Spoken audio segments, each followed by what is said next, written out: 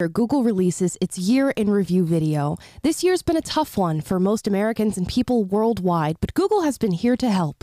This year, we saw 10,000 searches for the word white male. Google had the privilege of autocorrecting white male to Nazi. This year, Google had the privilege of autocorrecting cheap COVID medicine to where can I get animal medicine? And so many of you searched for images of white families, and we were able to change 10 million search results of white families into black families and families of color. And scene, ladies and gentlemen, that was fantastic. I think Google should hire us to make their year in review video. They really should. They really should. This year, you searched for why are illegal immigrants stealing my bike? And we autocorrected to what illegal immigrants? Undocumented migrants have it really tough here. Why is everything 10% more expensive? Yeah, you corrected it to why you should lower your expectations by 10%. You searched for Daryl Brooks, and we autocorrected it to SUV accidentally running through a crowd. You could do this all day. Yeah. You could do it all day. Yeah, we really could. That could be its own little comedy skit, and maybe we will make our own Google year in review video for you guys to watch, because today we are going to react to Google's year in review video that they put out for 2021, but we're going to get there. We're also going to touch on stories of Jordan Peterson predicting exactly what's happened this year in the States and in the world on Joe Rogan's podcast. Some interesting commentary from Glenn Lowry on immigrants versus native-born Americans. Are rocket scientists and brain surgeons smarter than normal people? We'll answer that as well. We're also going to be reacting to an old 5-minute video done with PragerU. So stick around for all these stories. Whichever one is most special to you, we will get to at some point. We're going to start off with this first video, and this is Jordan Peterson on Joe Rogan predicting exactly what has happened and what has taken place here in America and worldwide. Here it is. I just don't understand how it gets to the point where things get to terrible places one tiny step at a time. You know, if I encroach on you and I'm sophisticated about it, I'm going to encroach 2 millimeters. I'm going to encroach right to the point where you start to protest. Then I'm going to stop. Then I'm going to wait. Then you're going to calm down. Then I'm going to encroach again right to the point where you protest. Then I'm going to stop. Then I'm going to wait. And I'm just going to do that forever. And before you know it, you're going to be back 3 miles from where you started, and you'll have done it one step at a time. And then you'll go, oh, how'd I get here? And the answer was, well, I pushed you a little farther than you should have gone, and you agreed. And so then I pushed you a little farther than you should have gone again, and you agreed. And if anybody's interested in this sort of process, and this is a horrifying book, if you want to read about how this process works, you can read a book called Ordinary Men by Robert Browning. I just don't understand. So there's the video, and it touches on sort of this human condition phenomenon that we talked about when Zuby Music was on the show with us, and we did, you know, an hour-long interview with him, which you guys can go check out in our previous episodes. But we talked about something called the complacency ladder, and it's a tool that people in power and people in the hierarchy use against the people who are below them. And it's starting off by making a somewhat small, seemingly menial task or menial ask of a group of people, and they go, okay, well, given the current situation or the current crisis, as we would call it today, sure, I will go along with that. And they push it for as long as they possibly can. And then when people get upset and start to protest, they take back a little bit. But then when they rejoin that complacency ladder, we're no longer on step 1, we're on step 2. So it's not one mask anymore, it's double masking. And it's not, you know, going out of your house just to get groceries. It's don't go out of your house at all. It's constantly growing. Right, so that's why when there are sometimes some wins, or you move to somewhere like Florida, or you feel like you have some freedom, that doesn't mean to be complacent whatsoever. That means that you have to continue to fight so things can continue to get better. You know, just because they stopped for a millisecond and gave you some breathing room because they saw people were getting upset does not mean that this is now the time to stop your advancement. Right. Right. It's like, I mean, if any of you guys have brothers and sisters, you know, when you're a little kid and you like continually like flick them in the ear or something and you do it over and over again until they yell at you. And then once they yell at you, you calm down and then you start flicking them again in the same spot. And it's like every time you can continue to see, you can push your limits, see how much you can get away with. Yep. until they punch you in the face. Right. I mean, I'll give a more extreme example of that. The relationship that we're currently in with our government right now is the relationship you would be in if you were with somebody who's a domestic abuser. They hit you, you cry, they apologize, they back down, they're super nice to you for a few weeks, and the next time they hit you, it's worse, and the next time they hit you, it's worse, and the next time they hit you, it's worse. And this is why so often in these cases you meet women and males who are in these relationships, and they're told, you know, but she was so nice 2 weeks ago, or he just bought me flowers, and that's what the government does to you. They slap you across the face, you cry and scream and protest, and they buy you flowers, and you go, oh my gosh, the government's so nice. I'll forgive your student loan debt. It'll be great. Yep. And then you have the people who are us. We're the police officers in this case. We come along and we're like, you need to get out of this relationship. You need to stand up to them, or you just need to, you know, step away and say you're not going to comply with this anymore, or you're going to get killed. And then you get killed. Excuse me. That's why I'm not worried about people. You know, people like to get upset when someone embellishes something or is exaggeratory or says like this is the worst case scenario, something that could happen, and people want to say, well, you're just fear mongering, you're just putting out the worst possible case. And it's like, well, you realize why people do that. You know, some people just do it for clout and because they want people to follow them. I get that. But a lot of people who are saying like this is the worst case scenario, this is what could happen, and then people say they're overreacting, is because they want to showcase what could happen when you give them an inch. Yep. Right? Every time you give them an inch, they will eventually take that mile. You have to be prepared for the worst, because if the worst happens, you need to be ready for it. You really do. And so often we get told that we're being hyperbolic or we're exaggerating by making comparisons to different totalitarian regimes or instances of tyranny and people being disarmed and all this crazy stuff that's happened historically. And in no way is that hyperbolic, because we can go back and look at history. And this is why we value history, because we can look at the worst human atrocities that have ever occurred and go, okay, we saw this occur in this year. Let's go back a couple of years and see what was happening in that society at the time, and then back a couple of years sooner and see what was happening then. And we recognize what are patterns of behavior, patterns of policy, patterns of societal disarray that lead to these human atrocities on a mass scale. And we go, hey guys, we're starting to look a lot like Rome in this year. We're starting to look a lot like China in this year. We're starting to look a lot like North Korea here, to warn of what is to come. I know, it's like you had economists back in the, you know, the 1990s and the 2000s who were talking about, you know, that the US dollar is going to lose its place in the world, you know, that it's going to decrease in value. And people said, no, the US dollar, it's not going to fail. It's great. Since 2000 up until now, 2021, the US dollar has lost 60% of its value, right? And that's only, I'll tell you also, 10% of that has been in these last 11 months. Make your connection there. But it's like people will come and say these things and then get labeled as crazy, even though they're saying something that they believe to be true, and people will try and label them as crazy so that you don't take them seriously, so that they can institute their plan. Yep. And listen to crazy people, or at least the people who they say are crazy. I get called crazy. We all do. All of us. We all get called crazy. I'm crazy about freedom. That's what I am. Let me tell you. Wow, what a red meat slogan that was. I'm crazy about People freedom, call me brother. crazy, but only thing I'm crazy about is freedom, brother. Freedom and beer.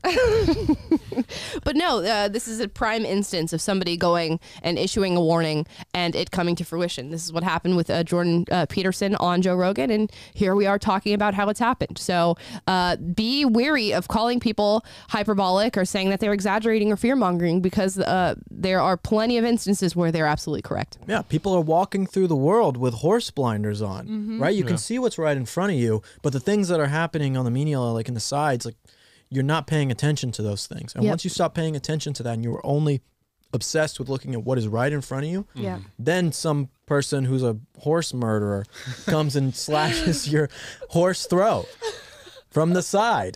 But people talk about too that how conservatives are always kind of at a disadvantage, because it usually is not until someone has encroached upon the norms and the substructure of your society too far that you even start to form a reaction and start to be able to articulate why we shouldn't have crossed these lines, and start to try to start undoing the work that they've done. But by then, like Jordan Peterson saying, you've already given up too much ground over and over again. And that's why I think, and we've talked about before, like, well, you've said it, conservatives need a vision for America. They need a vision that's to where it's like, here are the things that we're trying to promote and preserve, and we're being clear about what those are and holding those out and holding those values forth in the time that we're in, because the people who are taking these little bit by bit, it's because they have an aggressive agenda to undo the Western civilization, our norms, America as it's been known for forever, and they have an ideological vision of this utopian thing that is coincides with the totalitarianism that we've seen through the centuries, as Amala was saying before. Yep. This is the last chapter of my book, A Vision for America. I wrote about it. Conservatives need to be the ones pushing those inches. Conservatives need to be the ones that are pushing forward to get our plans across, to make America a better place, to do all this for the betterment of the world. Leftism is destroying the world. That is not hyperbolic, you know? And people will say, oh, you're being hyperbolic. That's true. Leftism is destroying the world, okay? Leftism killed 100 million people. The values that leftism espouses makes people worse. To say that leftism isn't destroying the world, it truly is. It is an evil ideology.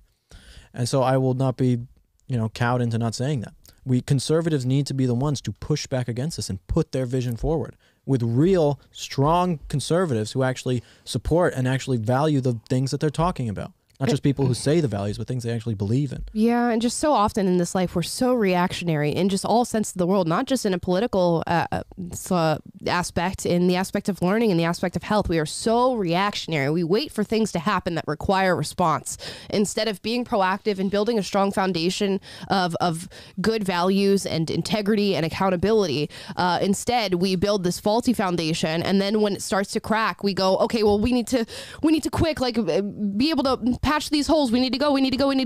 If we just built a strong foundation of these values in the first place, it would not have been. I mean, if you just saw what happened last week with this $2.5 trillion, who let that happen? Are you asking me? Sure. What are you talking about in terms of $2.5 trillion? Which $2.5 trillion? There's so much going on there. Okay, the infrastructure bill. Why did that happen? Why did $2.5 trillion get put down to raise the debt ceiling? Because of weak clowns who basically said, we are going to side with the people who hate us. That is why this happened. These people were on life support. This was not going to happen. And then our side, for some reason, said, oh, we're going to go and do this. And we are going to give these people their lifeboat. It's like you could have had a chance to absolutely get our plans and get the things that we want across. And you said no. You said no. Yeah. You are ruining America. There's been plenty of those opportunities. There's been plenty of those opportunities. And it's just it's such a tough line to walk with how divisive everything is right now. I don't even know what the future looks like. But again, yeah, I think in the short term, not good. I think, I don't agree. I think things will get better. I think that there's so many people in the short term, no, they won't. But long term, I think absolutely they will get better. It has to swing.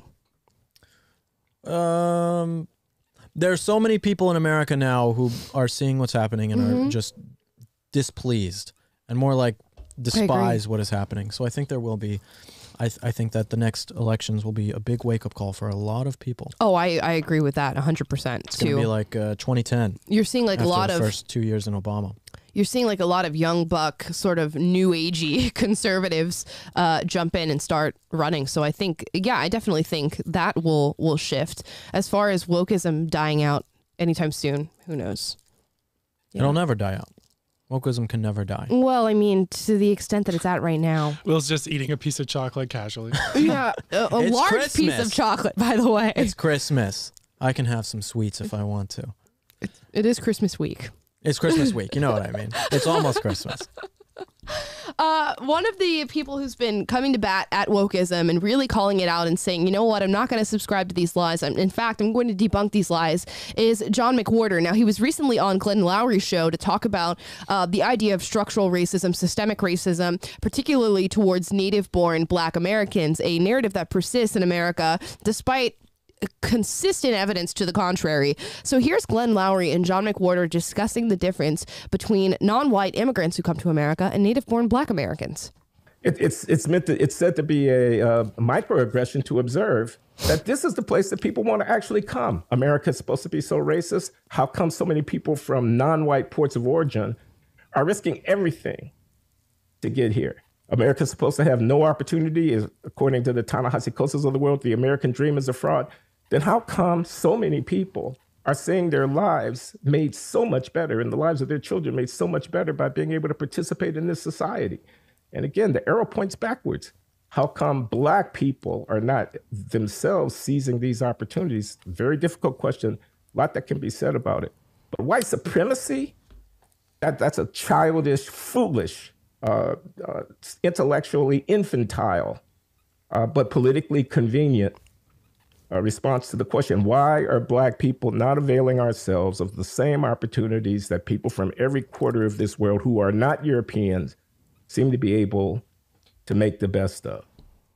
I mean, a brilliant question to be asking. And it's so evident. It's self-evident. It's right in front of your face. You can look at the stats and the rates of success when you look at non-white immigrants that come to America versus native-born black Americans, native-born people of color here in America. And it's not the same. It's not congruent. The rates of success are far higher from people who come from immigrant groups, people of color that come from immigrant groups. I know this personally. I was born of a Nigerian immigrant. My father's a Nigerian immigrant. He came to America as a naturalized citizen. And he is a member of one of the most successful immigrant groups in this country. Yet the narrative persists that because he is a black man who would be perceived by police officers, by courts and judges alike as a normal black American, that somehow there's some systemic racism that is holding him back. If you want to see what people think, watch their feet. If you watch their feet and you see where they go, you will see what people think about any sort of situation. You are seeing it in California, where people are leaving California. You're seeing it in New York. People do not like the policies there. When you see people move to America and they are immigrating here by the hundreds of thousands, you'll see why they do that. I mean, it's obvious. Yeah. People move. You can, everything you want to know, you can see how people move. Yeah, it's so abundantly clear. I mean, for a country that we've been told for years now, but the entirety of this year is founded in white supremacy, is structurally racist. Our institutions and systems are pitted against people of color. We have had the highest, most unprecedented rate of illegal immigration into this country to date. 1.6 million people, according to the Border Patrol, have come into America. They've had that many encounters, 1.6 million encounters with illegal immigrants this year alone. And yet we are a systemically racist country that nobody wants to be, but people of color, especially from Haiti, are coming at unprecedented rates into the United States. Why is that? Why is that? Can anybody explain? Because America is a land of opportunity, not just for white people, but for people of color. And we are one of the freest, greatest countries to be in that offers the most instances of success for these people who come from countries that don't have that. And that's why they come here at the rates that they're coming here. They're coming because they're not watching the mainstream media in the United States, right? And they're not hearing the narrative that America's systemically racist. And they have common sense enough to know that it's all lies. It is not true. And they have common sense enough to know that America is the land of opportunity. It is the greatest country in the world. It is the best place that they can go to improve their lot. And their race, they know that their race is not going to be a barrier for them by coming here. And they're, like Will said, they are voting with their feet. They're moving, putting themselves at great risk, great hardship, leaving everything. Then, frankly, that is the American thing to do. So, well, it's not the American thing to do to come here illegally. Not illegally, but I mean, many of these people feel like they can get advantages by actually being a legal status in this country. Yeah, and you try to get on welfare and all that type of stuff. Of course, because they terrible, absolutely terrible. Yeah, that's the fault of our policies and incentives. It is, yeah, and that's it goes beyond. That's the sort of a discussion that goes beyond the core principle of why people want to come here. Yeah. And even those that don't come here, look at the protests in Venezuela, the protests in Cuba, the protests in South Africa over their regimes and what's happening in their countries. Hong Kong, what are they carrying? What are they holding up? American flags. What are they shouting? Liberty, freedom, pursuit of happiness, life. They are shouting out the tenets that our country was created on, because we are really the beacon of freedom in the free world. And that's what we shine on other people in countries that don't have the same rights and privileges that we have. And we are, like Will said on yesterday's show, the last best hope. Yeah. Yep. That's a great point, Amala.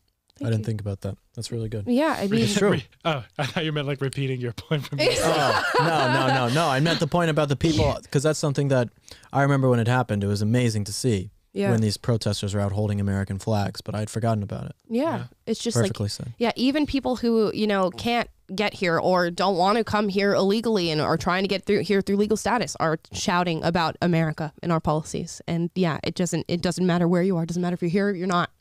And yeah, and this is why it's so backwards that our so-called progressives deem it progressive to hate America. Yep. Like that is what they consider as progress. And this doesn't make you progressive. It makes you destructive of everything that's good and worth preserving. It doesn't. It reminds me distinctly of a story that we did on this show while people in Cuba were out protesting what was happening in their country, carrying American flags. Black Lives Matter, a radical organization that is contributed to domestic terrorism here in the United States, posted that the blame that should be placed for the Cuban protest was on America.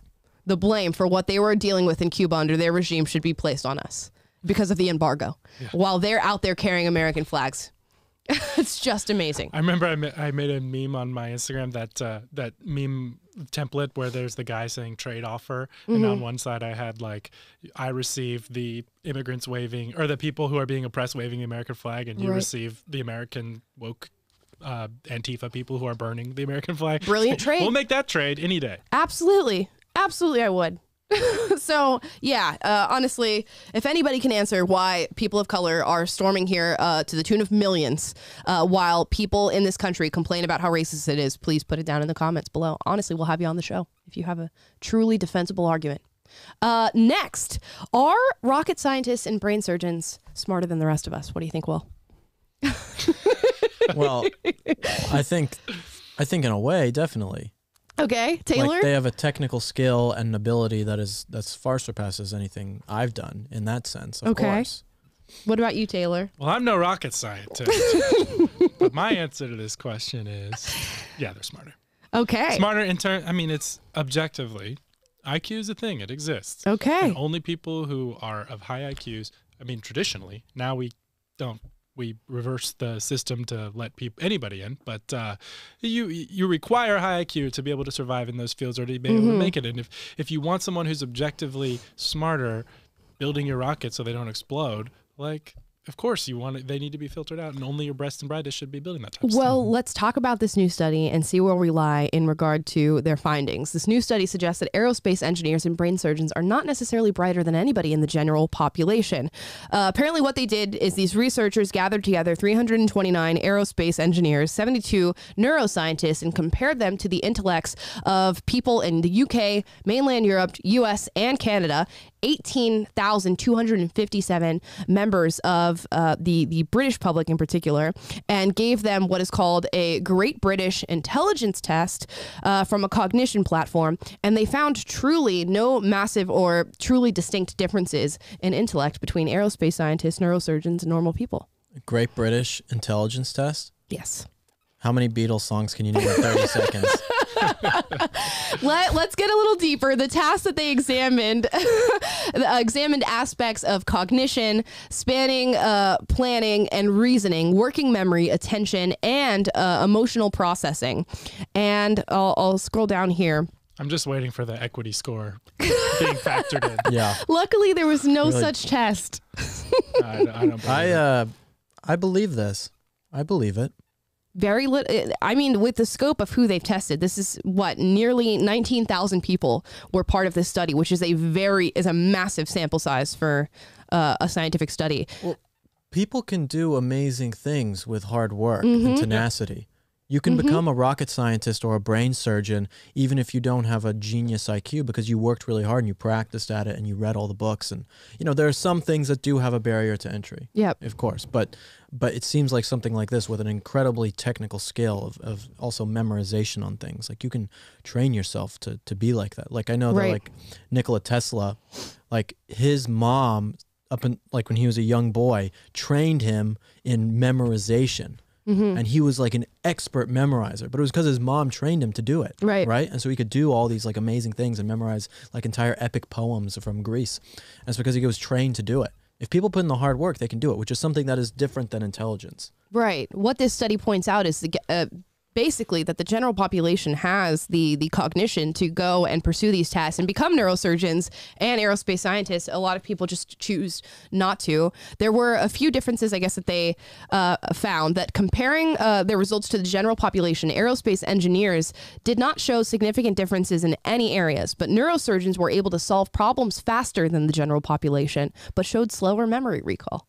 It's really interesting. It's actually something we don't normally... We can't all be rocket scientists. I mean, we need fry cooks too. And it's funny because that's what spanned this study is the phrase, you know, it's not rocket science, or we can't all be rocket science. Yeah, that's I know. So interesting. We can't all be political commentators. No, we can't. There's a very small pool, and luckily we're in the pool. But yeah, we're the ones who couldn't become rocket scientists and brain surgeons, so we became political. You know, Will gave it a try twice in college. I gave it a try once, and I thought, you know what? Can't do rocket science. Not worth it. I'm going to TikTok instead. But yeah, I'm going to go to TikTok instead. I'm going to go to the CCP app instead, and I think I'll have better luck there. And it turns out I did. So it was a good choice. Joke's on you. It's not rocket science. But no, I think it's an enlightening, motivating thing to read that, you know, these people that you view as just structurally better than you are when it comes to cognition and brain function are really not. They're really just normal people who made a choice and pursued it. I feel like that would make some people feel worse about it, to be honest. Why? Like to know that they could have done it all along? Yeah, to know they could have done it. And it's not because they're smarter than you, which is something that is in some ways out of your control, even though you can become more smart, have a higher IQ. But, you know, that just you can become more smarter if you really try. I'm trying right now, as you can tell. Smarter. Like, you know, like that just means like, oh, you are a lazy sack of garbage. And you didn't do it when you had every capability to do it. It like almost makes you feel worse about it. Wow. So you'd rather be like, oh no, these people are just genetically smarter than I am. Yeah, I'd rather look at like a bodybuilder and be like, oh, like, he's just genetically. I can't do that. You know, he's just too big. He's too strong. My body isn't meant for that. Light the Whereas fire. like instead of looking at the bodybuilder and being like, oh, actually, I could do that. Yeah. You know, yeah, there's accountability that comes with that. Yeah, exactly. And people don't want to take depend on yourself. That's you have what I'm to saying. face the facts that I am where I am because of my choices and because of my effort. You need a reality check. Yeah. And I think that's healthy. And this study does shine a light on that. I mean, I think it's true that you know, we know intelligence is a thing, but we also know that it is malleable to a degree, that you can, with, like you said, hard work and stuff, like improve your lot and even improve your intelligence. But even if I have a lower IQ than someone else who's in studying medicine or whatever, I can work really hard at it and end up being in the same position. And that is a great thing. Man, I always bring up this book. Even if you're white. Even if you're white. Even if you're white. Poor kids are just as good as the white kids, as a one man would say. I always bring up the book Discrimination and Disparities because it goes over so many important details. Oh, it is right behind me. There it is, Discrimination and Disparities by Tom Sowell. Read it. In the first chapter, he goes over this study that was done on a pool of men that displayed extremely high IQ. And even with the same IQ score and the same basic intelligence, they landed, by the end of their lives, in vastly different areas. We had like two of them, I believe, who were nominated for Nobel Peace Prizes. Some of them never even graduated high school. Some of them didn't graduate college, but all represented the same intelligence level. And there's so much that needs to happen in your life for you to access it, for you to be driven for it. There's so many prerequisites to success that so many people don't get the privilege of having, like, say, two parents that read to you is an extra prerequisite and it sets you up for success. There's so many different things that in your life can change the path that you take. Dennis Prager says he cares much more about wisdom than intelligence. They're two different things. You know, people try and equate them as the same. Like, because you're a rocket scientist, you have wisdom, right? Which is just not true. No, they're two separate things, and I think that's an important distinction. Yeah, you meet people all the time who you think are going to be just like absolutely brilliant and wise because they do something that is, you know, at base level, at superficially amazing, and then you meet them and they're like the worst. Yeah, I mean, it's why like our whole elite class, they are probably objectively people that are high in intelligence, but the way that they apply their intelligence is to a framework and view of the world that is really dumb and really useless and that lacks wisdom, to Will's point. So you're like a train with a really powerful engine, but you're on a track that's taking you to a bad place. Yeah. And so the faster you go, the further away you get from reality. And I think that's a big problem that we have with our intellectual class right now. Right. And now we're going to revisit, you know, the idea of paths and what path you take in your life and in your work. And we're going to look at an old PragerU video, one of our most popular videos from 2016 with Mike Rowe, called Don't Follow Your Passion, which is something that you don't typically hear when it comes to what you should pursue. Let's get into this video. There are only two things I can tell you today that come with absolutely no agenda. The first is congratulations. The second is good luck. Everything else is what I like to call the dirty truth, which is just another way of saying it's my opinion. And in my opinion, you have all been given some terrible advice. And that advice is this: follow your passion. Every time I watch the Oscars, I cringe when some famous movie star, trophy in hand, starts to deconstruct the secret of their success. It's always the same thing. Don't let anyone tell you that you don't have what it takes, kid. And the ever-popular, never give up on your dreams. Look, I understand the importance of persistence and the value of encouragement, but who tells a stranger to never give up on their dreams without even knowing what it is they're dreaming? I mean, how can Lady Gaga possibly know where your passion will lead you? Have these people never seen American Idol? Year after year, thousands of aspiring American Idols show up with great expectations, only to learn that they don't possess the skills they thought they did. What's really amazing, though, is not their lack of talent. The world's full of people who can't sing. It's their genuine shock at being rejected. The incredible realization that their passion and their ability had nothing to do with each other. Oof. Have you ever met somebody like this?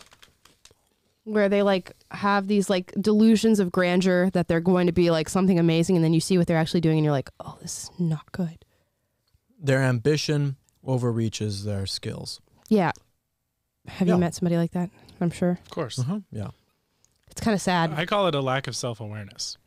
Yeah, that's basically what it is. Yeah, but if you're constantly reinforced by people who affirm you, is that a lack of self-awareness, or is there blame to be placed on the people who told you that you were great? Oh, of course. Yeah. You know? Well, again, he was talking about in the video that it's like people who you don't know. I mean, if you are telling someone who sucks at singing that they're a good singer, even though they're not, you're a bad friend. Yeah. I think like you tell them the dirty truth. You need to tell them the dirty truth. Tell them the dirty truth. Anyways, don't say it like that. Well, I think LA is such a prime example. It's like a petri dish for this type of thinking. Oh my goodness. There's this lady who lives a couple doors down from me, and I will hear her. It's past quiet hours, mind you. And she will be singing these horrible songs as loud as she can. And I'm sure she thinks she's so good. She sounds like a dying raven. She is terrible. That's sad. And I have to listen to it. Yeah. I like when you go to bars and restaurants out here in LA and you meet your servers, you can literally walk any bar, any restaurant. I don't care where you go. This is my scientific experiment. Sit down, have the server come up to you, go actress or musician. And then they'll tell you they're either an actress or a musician. Actress or musician. You can do it every single time without fail. And occasionally you'll get the person who says, oh, I'm an artist. And every single person in LA. It's like statistically, or producer, statistically, what are the odds that you are going to, you know, cut through what is happening and become that? But LA needs bartenders. I am fine with all these people who have no talent coming to my city because I need someone to wait. All the restaurants need an extra person now to check Vax cards anyway. Exactly, so it makes sense. Gosh, you know? It's just sad that though people have like sold themselves on I'm going to be this, and it's not something that they pursue in their downtime really, other than, you know, when they become servers and things. But I'll meet people who are like 40 years old. They're 40-year-old guys serving at a restaurant. I'm like, actor, musician, actor. I'm a musician. I'm doing this. I'm like, dude, you're 40. The odds now. Okay, so let's do the probability of like you being 20, freshly moving to LA, becoming an actor or musician, and not becoming famous, but doing it enough to make a living off of it. Okay, statistically far higher than somebody who's 40. That's scary. Yeah, unless they need like washed up old man roles. Right, or like a young, nice dad. See, that's what they tell themselves, and that's what keeps them in the restaurant. Right, they're like, now that I'm 5 years older, now I qualify for these roles, and now that I'm 5 years older, I qualify for these roles. Yeah, finally, I'm an extra on this Hallmark movie. It's my big break. I mean, now it's like, you know, not everybody becomes famous, but some people can make a living off of acting still. But it's like there's so many people who don't make a living off of it living here in LA who just continuously, without fail, like never give it up. Mm-hmm. That's true. Yeah. Chasing the dream. Which it's in part admirable. Another part not. Well, it's tough because it's like who am I to say that you should stop? But at the same time, it's very clear some people that you meet that they're just detached from reality and completely lack self-awareness. Right. And they're I don't know. This is where it's like just not understanding the world and understanding just how people are, how things work. It just can keep you in a place where you're just wasting away, and it's really a tragedy. You have people coming up to you and talking to you about, like, they'll tell you like, oh, I'm writing this script, and then they start talking to you about it, and you're like, this is one of the most horrible things I've ever heard in my life. I know. This is why you are washing my car windows. Jeez, that sounds horrible. It's sad, but I literally, like, I've been in LA 5 years, and I know I can probably count on two hands the number of people I know personally who fit this exact description. And I know like one or two who like have made it. Yep. Since, like, you know, in the sense that they're getting cast in commercials regularly and like are, you know, have a legitimate career, but the ratio is just way off to the not making it part. And you know, I'm like you, Taylor. I'm like, by any means, like, you do your thing. Like, if that's your passion, you want to pursue it, and there's no way I'm going to tell you not to do that, or like, you know. Yeah, it's like, okay, well, if they're your friend, what do you tell them? You tell them no. If they're my kid. I don't know. I mean, this is my dream. No, if they're my kid, you are not good at this. I know. At some point, that is the loving thing to say. If they're, you know, and not so many words, but you never lie about somebody's ability. If they're your kid and they're not good at doing something, you by all means tell them in so many words, in the best way possible to communicate it, that they're not good at it. But if they go, okay, I'm still going to pursue it, by all means, that's your choice. This is your life. If you want to make something that I would consider a mistake, but you don't consider a mistake and you want to go out and do it, by all means, if you're my kid, go out and do it. Just don't call me for money. Well, depends on where I'm at. To me, it's a signal that, like, before you ever get to the point where you are in this vicious, endless cycle of being stuck in being detached from reality, something happened, or something happened in your upbringing, or some sort of trauma, or something that like brought you to a place where you're willing to occupy that reality. You know what I mean? I think so. If we're talking like, if it were my kid, well, hopefully my kid would never get to the place where they're not able to recognize their prospects and like rationally look at themselves and what's going on, you know, in their situation. You would hope your kid would recognize their inability to do something. I mean, this is like the same thing that kind of goes with the transgender stuff.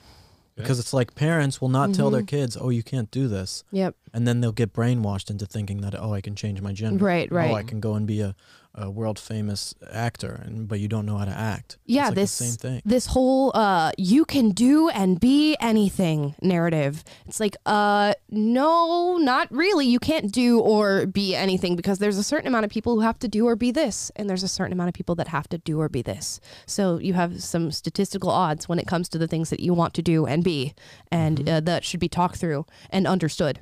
Well, I think that many people who say that they have this ambition to go and do something won't actually put in the hard work to be that type of person. Dude, so true. No one will. They'll say, oh, I want to be an actor, and then they don't even remember their script lines that they were supposed to know for this commercial shoot the next day. Yeah. Or they don't put in the time to do extra practice, or set aside money that they could have made from their, for that, or like that to put into acting school, or for like better equipment for something they're doing, like whatever. But they won't actually put in the hard work. Yeah. You know, so I feel no sympathy for people who say that they have this ambition and then they won't put in the hard work to actually make it. Just like we talked about the rocket scientists, these people worked hard. They were tenacious, okay? Lots of these famous actors who you see, they probably weren't very good actors when they started out too. But obviously, unless, you know, some of them just you're in the right place at the wrong time. That's how LA works as well. And you know people.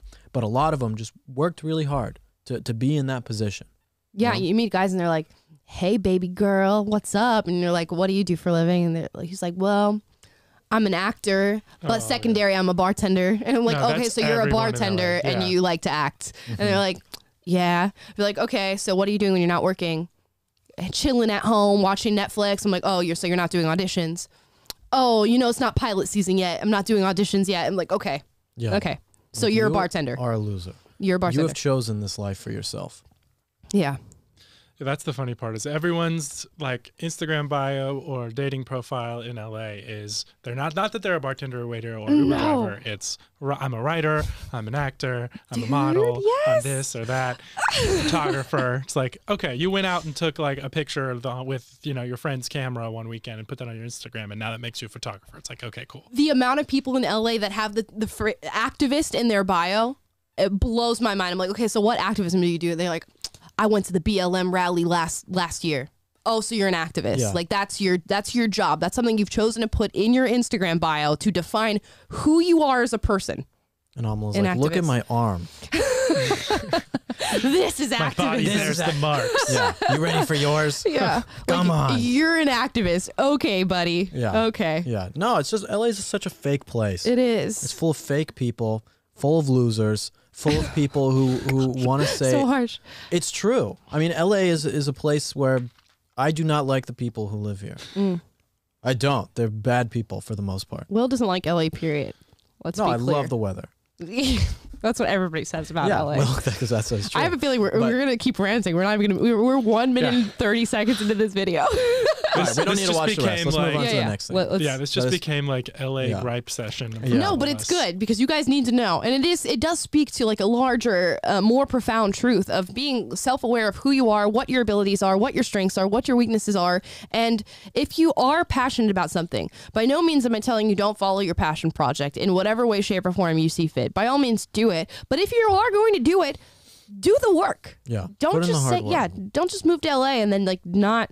Yeah, but we're talking. I think we might be focusing too much on LA. I mean, LA is like you can have no talent and you can make it. Yep. Because you knew someone, right. or because you did something dirty to someone. Okay. Like that is what LA is. Goodness, you can know. It's true. You can get ahead in LA. Them's the facts. Them's the facts. Them's the okay? facts. That's got certain people. That is LA. Okay, you can just know people and get in the right foot in the door and have no talent and just basically bribe people. Okay, so what do you say to the like artistic person who's not in LA who like wants to make money off their paintings but can't, and what do they do? Should they just follow their passion and live in their mom's basement, or what do they do? I think it's a personal choice. I mean, do the things that help you to survive in the here and now. What are the immediate things you need to live your life right now? And I'm talking food, shelter, a place to like water, the basic necessities that you need. Is your painting providing that for you? No? Get a job. Okay. And you get a job. I don't care if it's part-time while you do your painting on the side, or it's full-time and you do your painting on the weekends. That's what you got to do. What are your immediate needs? Because painting is not an immediate need. As soon as it becomes an immediate need, once you've fulfilled all of that, by all means, pursue the painting. And we live in an age of just unprecedented opportunity to become your own entrepreneur, to sell your own products. The internet is just this expansive place for small businesses now. If with all the resources and tools available to you now, you are not successful in whatever art you're doing, focus on those immediate needs. Yeah, of course you need to feed yourself. I mean, again, I think about Nietzsche. Nietzsche was like, he was, for the most part of his life, very poor. He was very sick. And he wrote his writings and barely even got to publish them with everything he was doing. And he lived up in the mountains like alone for the most part of his life. No one would categorize the life that he lived as a good life. He was trying to figure out things philosophically. But then posthumous, his works have become some of the most influential works in the world because of things that he did. So I don't want to tell people that like just because you don't have a great life that is full of success and money and wealth and things like that, that you should stop your dreams. I think that if you will feel passionate about something and you are actually talented at it and you put in the hard work, I see no reason why you shouldn't do those things. If you are fine with sacrificing comforts for it, right? If you are fine with sacrificing those things for your art, by all means, you should do that, because that is how most of the most beautiful pieces of art and the most successful writers and all these people have made their amazing things. But if you are not willing to sacrifice those comforts and not put in the hard work, then, go wait tables. I was waiting. It was like on a constant high, and then you're like, go. But no, I do agree with you. I think at the very baseline, you're an individual, and this is an individual choice for you. I would never I don't want to make really truly any commentary on what you should do with your life, other than the fact that you probably should have a roof over your head and have food and have water And yeah, then you have to choose the things that are important to you. Yeah. You know, if not having a family and living in some shack and writing your novels that's fine with you, then like I you think don't need to people worry often about it. though like get enamored with this like romanticized view of their own abilities and talent or whatever, and they invest their 20s in that, and then or 30s even, and then they're like all of a sudden old and later on in life and filled with regret that they never like started a family or position themselves and able to do that thing. So a lot of this is like being conscious of what you're sacrificing by not also like you can have a passion that is not the thing that you make money off of. Yeah. And you can position yourself for a happy, fulfilling life, find a job that doesn't make you want to shoot yourself. There's plenty of things. I've done different things in my career already. But you can do that, and then you pursue and develop and continue your passion on your side as much as that allows. I don't think that it's like either you sit at a 9-to-5 desk and bang your head against the wall or wait tables your entire life and hate your life, or be a monk to your own, painting thing. Right. There's happy mediums. Yeah, there's ways to position yourself and expand your options. And I think a good advice for young people in general is like, what is going to add value to yourself, expand your options, and put you in a position to be able to do the things that you find fulfilling and meaningful and otherwise, and so it's like, but it depends on your obsession with it. It depends on if you're like, oh, I'm fine with that, or I want to be the best. If you want to do like passion projects on the side, you're 100% right. But if you want to be like the best, then you have to sacrifice. Yes, but like if I want to be the best NBA player or whatever, I can spend all day, but I'm never going to be as good as Kevin Durant. Right. So I think that's where the self-awareness comes in too. It's like, oh, well, if I just lock myself in this closet, I'm going to be the next Van Gogh. It's like, well, no, not necessarily. It's like your level of devotion also has to be reconciled with reality. And I would never tell people not to try art in that sense.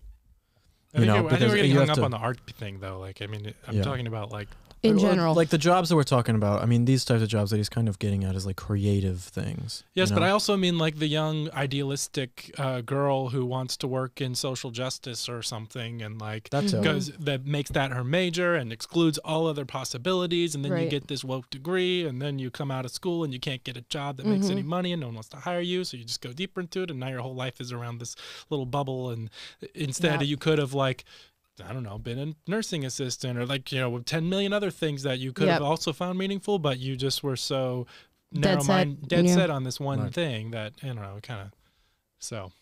Yeah, I mean, oh my gosh, 1 minute and 30 seconds of a video sparked like a 30-minute conversation. But it ties in with the other story that we covered first. Yes, it ties into everything. But yeah, guys, find your through line through the discussion that we just had and drop down your opinion below in the comments. How do you feel about people following your dreams? To what extent should they do that? How important is having, a job that provides the basic necessities? What should young people do in this day and age? Now, this year is coming to a close. We're at the end of December, and Google has put out its Year in Search 2020, which is basically a year in review, how we cold open the show today. Let's watch this video, and I want to pause the video every time there is a woke reference or a comment, and we'll see if we can make it through. This will be the last segment of our show today. Let's watch this Year in Search 2021. Here we go.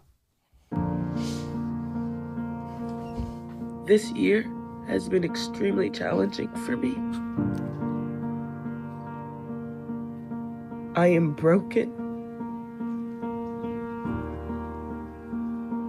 And I am healing. I'm here at the memorial wall. I wanted to do something to remember my mum. For some reason, I'm having anxiety. Obviously, it's normal with everything that's going on right now. I think I'm gonna take a break for a while. You can get through it, and if you can get through it, there's a greater reward. Oh, there's Simone. Just like anybody else, I'm just trying to do my little part to try and save my community. I'm just make sure you guys get vaccinated. Get your jab. Really excited we're back open. And I am smiling under my mask. Incredible scenes on the day the fans came back. Welcome back to the theater. You guys, it's been so long. You're looking at yourself in the mirror and you're just like... Oh, there we go. Elliot Page. Okay, moving on. Here I am. Be your best. Never, ever, ever stop dreaming. I don't care what they tell you. We, the jury, in the above entitled matter as to count 3, find the defendant guilty. Oh, come on now. Where's my not guilty for Where's the not guilty for Rittenhouse? Has there been one white person in this video? I think we saw a white nurse. Yes. Yeah. The nurse was white. Was that 100%. One of the ones that got fired for over a vax mandate? Yeah. Oh, no? No. She's still working, huh? Did they show any soccer players that dropped dead in the middle of the field? Yeah, holding their chest. Right. Goodness gracious. So that's clearly the Derek Chauvin guilty. I am proud to be Asian. We are not drowning. We are fighting. We cannot keep quiet. What? That's not even. Those aren't even congruent. What? I'm not drowning. I'm fighting. I guess she's fighting. Are you either doing one water, or the other? Who is either drowning or fighting? I don't know. If I'm fighting, and then I stop. I'm not fighting. This is nitpicking at this point. If you ain't fighting, I'm saying you're drowning. Yeah. What was the actual thing? You're not learning. You ain't learning. If your stomach ain't churning, you ain't learning. If your stomach ain't churning, you ain't learning. If you're not fighting, you're drowning. It's like they're not even related. Why would you say that? But we'll all be drowning if climate change continues and if we don't Google how to help your planet. In the next 10 years now. Oh, here, another one. We have 12 years climate change. I'm not counting anymore. I forgot how many we've got. No action is too small. We just have to band together as a community and get people's lives back.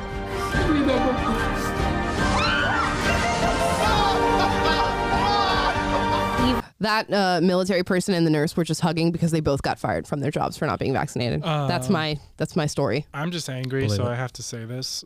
I have a family member who has been serving in the Marine Corps for about 12 years and just left the Marine Corps because his religious exemption was denied. Ridiculous. And this is insane. Truly despicable. Right. It is insane. It's like, thank you for fighting for our religious freedoms, but you don't get to exercise yours. Right.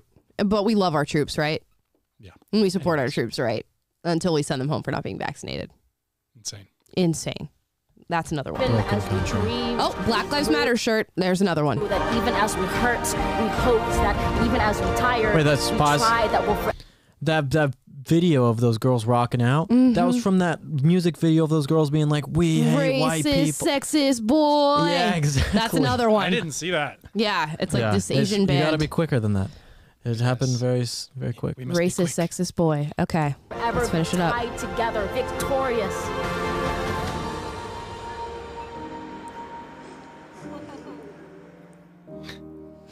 Take your mask off. Search on. Yeah. Keep using our biased search engine. I would like to know how many people in that video were wearing masks. Yep. How many masks there were in that video. Yeah. Please let us know, Google. Can we search it? Will your search results show us? Here's how many people were kept safe during that video is what it'll say. Yep.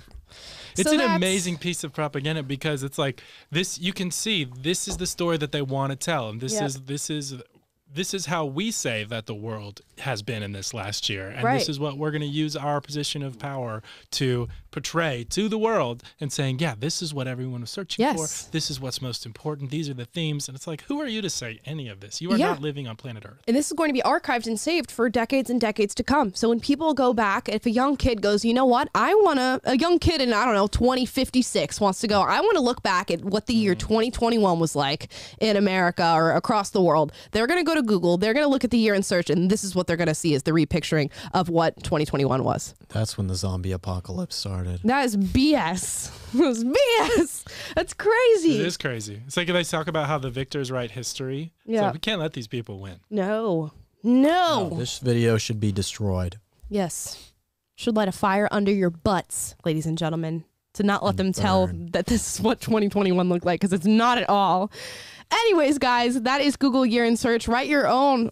We did our little own Google jokes in our cold open. Write your own Google joke down below in the comments and let us know what you think Google should actually be putting in their Year in Search 2021. We banned 10 million pieces of jab misinformation from YouTube. Right. We aimlessly fact-checked over 2 million conservatives. We censored 22 Will Witt posts. A new record. Yeah. Anyways, guys, thank you so much for watching. Please like, subscribe, click the notification bell to be notified every single day when we go live, 2:30 Pacific, 5:30 Eastern. And I know we are pre-recording these and we are not here technically this week, but we hope you guys are having a fantastic holiday week. And if you'd like to listen to us while you're out with your families engaging in festivities, you can go to Google Play, Spotify, or Apple Podcasts. And please, as our Christmas present, leave us a 5-star review and a comment underneath this video. Bye, guys. Peace.